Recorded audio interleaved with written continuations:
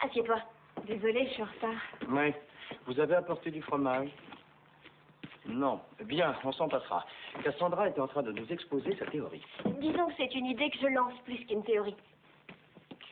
Je pense que Rose envoyait ces lettres à une personne qui devait également être écrivain. Elle parle de sexe, bien sûr, mais elle doute de son talent d'écrivain, de son style, et qui mieux qu'un autre auteur peut comprendre ce genre d'angoisse. Ça se défend. Qu'en pensez-vous, Joey? Vous êtes d'accord ou non?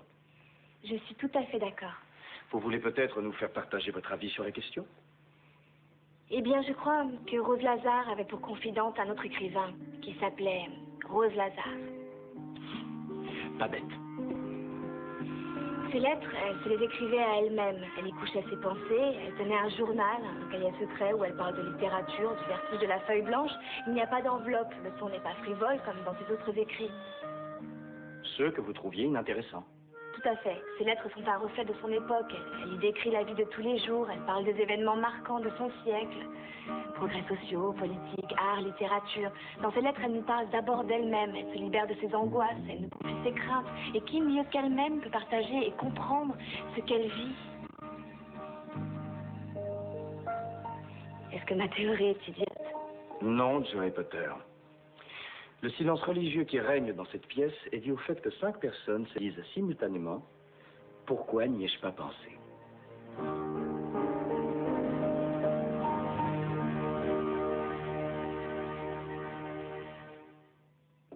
Kafka correspondait avec une jeune fille nommée Félicia. Écrire des lettres, c'est communiquer avec l'autre, mais c'est aussi un exutoire pour exorciser ses peurs et ses propres démons. Qui est Félicia? La fiancée de Kafka. Il en était très amoureux. Leur idylle a duré de nombreuses années, mais apparemment, elle est restée platonique. Vous pouvez me passer ce verre? Oui. Dites, vous pensez sincèrement que j'ai raison pour ces lettres? Je dirais que votre théorie est la plus plausible. L'élève de première année se défend bien. Votre cerveau n'est pas encore dans un moule comme celui des autres élèves.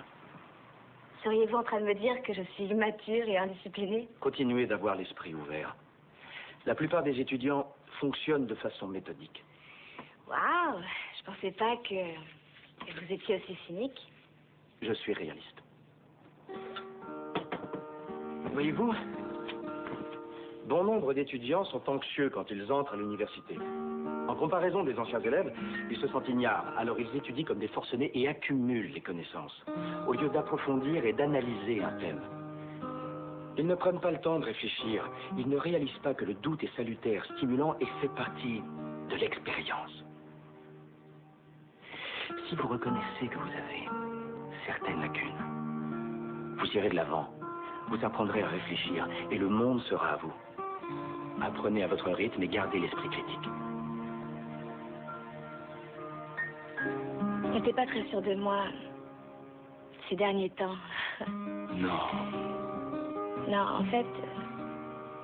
en fait, ce que j'essaye de vous dire, c'est merci de m'avoir fait travailler sur ce projet. Merci d'y avoir collaboré. Vous pouvez amener ces verres dans la cuisine?